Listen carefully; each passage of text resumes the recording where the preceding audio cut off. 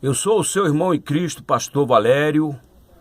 1 de Coríntios, capítulo de número 10, versículo 32, diz o seguinte: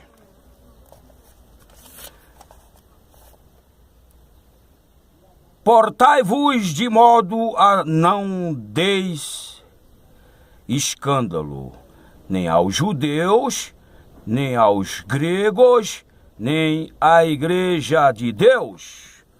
O Paulo, ele resume as nações em três povos: judeus, gentios ou gregos, igreja de Deus.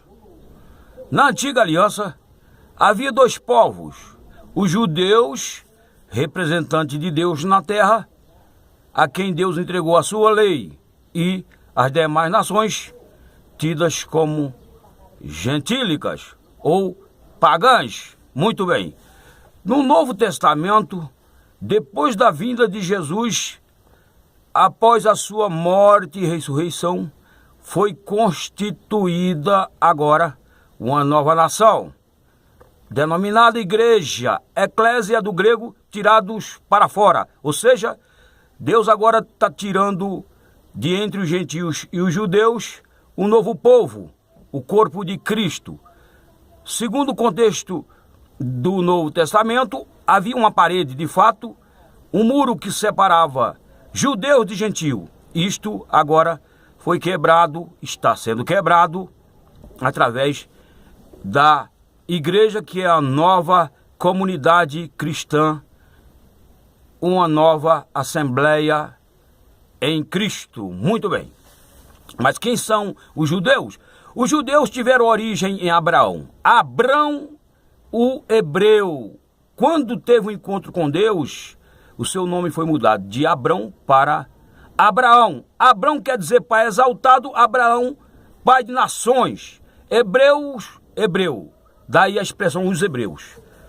Posteriormente, o Abraão se casou com Sara. Aliás, nesse tempo ele já era casado com Sara quando teve um encontro com Deus. Deus lhe prometeu um filho e lhe deu, passado 25 anos, Deus cumpriu a promessa. O Isaac então nascia. O Isaac se casou, teve dois filhos, Esaú e Jacó. Jacó, depois de adulto, se casou. Deus então mudou também o nome dele, de Jacó para Israel. Daí veio a nação de Israel. A expressão Israel teve a sua origem em Jacó. Jacó teve 12 filhos. Entre os 12 filhos, teve um chamado Judá, de onde surgiu também o nome os judeus. Muito bem. Isso porque nos dias de Salomão, ou posteriormente Salomão, quando o reino se dividiu, reino do norte e reino do sul. Reino do sul ficou com duas tribos, Benjamim e Judá. Daí veio a expressão os judeus. E reino do norte ficou com 10 tribos, capital Samaria, reino do norte, passou a ser chamado então de Israel, os israelitas. Reino do sul, capital Jerusalém, os judeus. Muito bem, então os judeus é este povo aonde o Paulo agora nos adverte a não ser motivo de escândalo para eles. Não, nós temos que amar os judeus, orar por eles e ser exemplo na condição de igreja, para que Deus possa continuar salvando os judeus, como tem salvado desde os princípios ali, desde o princípio da igreja primitiva, século I. Deus continua salvando. Porém, nós sabemos que a salvação virá de uma forma plena sobre eles, depois que o evangelho for pregado a todas as nações, aos gentios. A Bíblia diz que depois que o evangelho alcançar a plenitude dos gentios, Deus então vai se voltar para Israel. Mas até então nós temos que fazer a nossa parte, porque Deus também está salvando judeus, especialmente nos nossos dias. E nós não podemos ser motivo de escândalo para os judeus. Muito bem, nós também não podemos ser motivo de escândalo para os gentios. Quem são os gentios? São todas as nações que ainda não reconhecem Cristo como fundamento da sua fé, né? As nações têm os seus deuses, né? São muitas as nações. Na parte oriental nós temos as nações ali que pregam muito a questão da reencarnação, tem um conceito assim de Deus como se Deus fosse uma força cósmica, uma energia.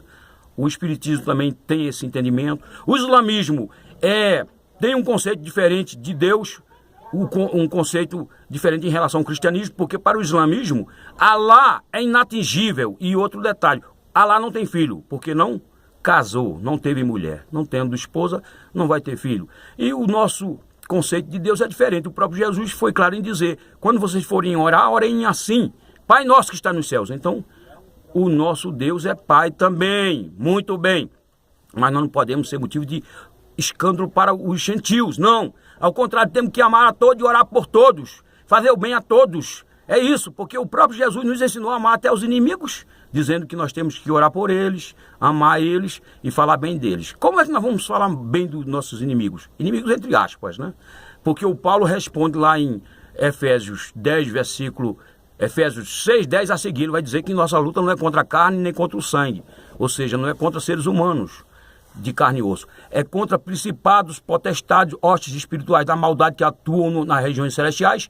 E ele vai dizer que quando nós buscamos a armadura de Deus, nós vamos enfrentar os nossos inimigos espirituais e permanecer inabaláveis na situação a mais complicada, adversa, e ele usa a expressão dia mal. Muito bem.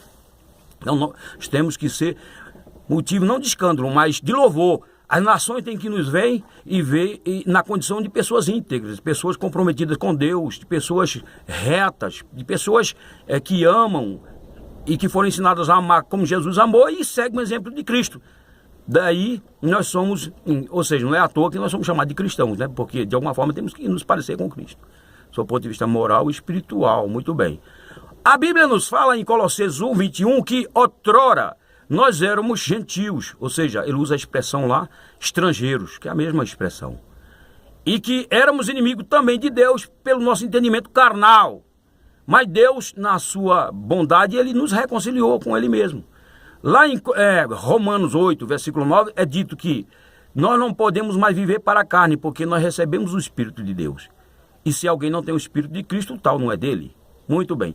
Então, para ir concluindo aqui, nós devemos então levar em consideração essa advertência que Paulo nos faz, para não ser motivo de escândalo, nem para judeus, nem para gregos, e nem tampouco para a igreja de Deus. A igreja de Deus somos nós, que compomos, né, o corpo de Cristo pela fé e temos Jesus Cristo como o fundamento. Alguém questionaria então, e perguntando, mas a pedra não é Pedro? A pedra é Cristo? O Pedro, melhor do que ninguém, vai responder, lá em Atos 4, 11 e 12. No 11 ele vai dizer, a pedra é Cristo. Ele vai falar claramente, a pedra é Cristo. E no 12 ele vai falar, e em nenhum outro a salvação, porque também debaixo dos céus não há nenhum outro nome dado entre os homens, pelo qual importa que sejam salvos. Então, a pedra é Cristo. Nós não podemos criar escândalo também no meio e no seio da igreja. Nós temos que ser exemplo. É verdade que no meio da igreja tem um joio, mas o joio vai ser tratado, né, por Deus. Não cabe a nós condenar, não cabe a nós, né, tratar as pessoas com indiferença. Temos que amar a todos, como Jesus assim amou e nos deu exemplo para fazermos conforme ele fez. Então, esta é a palavra para a nossa reflexão a partir deste versículo que eu li, em 1 Coríntios 10, 32. Isto para a glória de Jesus. Amém.